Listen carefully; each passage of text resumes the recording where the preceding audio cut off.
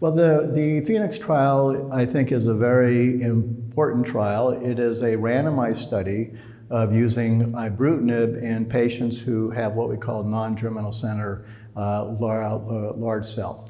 And this is a group in which our group showed that Ibrutinib is useful because it blocks what's called B-cell receptor signaling, which is one of the hallmarks of the so-called non-germinal center types of tumors.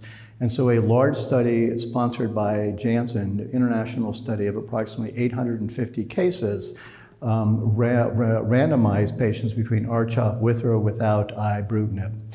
There's good news and there's bad news from this study. The bad news and disappointing news was that when you look at overall patients on an intent to treat basis, there was no difference.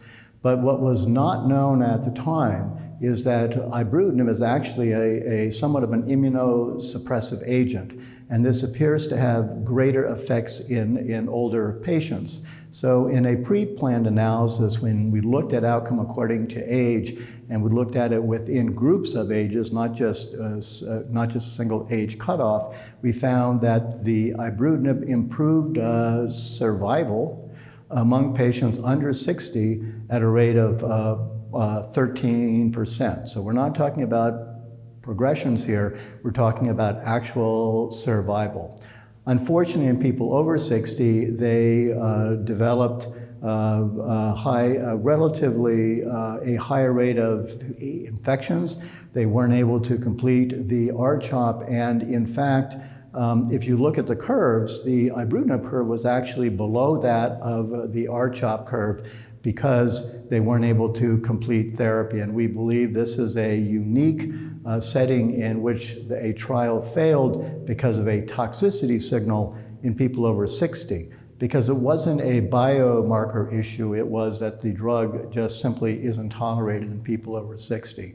So I think the silver lining here is that I think that it really goes a long way, I think, to validate the notion that Ibrutinib is useful in these non-germinal center.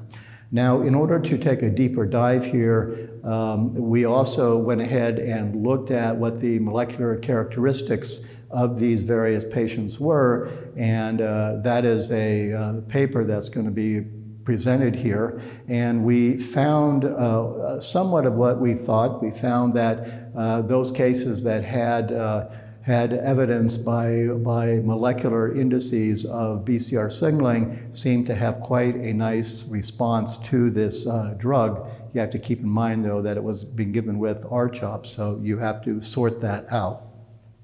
And we also found that, as we expected, that by selecting non-germinal center tumors using a immunohistochemical assay, that we were in fact highly enriched for ABC types. But one of the major problems that has come about with many of these large phase 3 trials is that they appear to be highly biased toward low-risk patients. And the reason for that is that it takes time to enroll people on these studies. And in a very important observational study from Mayo, they found that the time to getting on a clinical trial was highly prognostic, such that patients that could wait weeks and weeks had a much better outcome. Why is that relevant here? It's relevant here because the median time that it took to get on the study was 27 days. That's 4 weeks. And that portended, we believe, and the curves would show this, that these were better prognostic cases, and they're the ones where I think we would have the harder time showing an impact of Ibrutinib because R-CHOP does very well.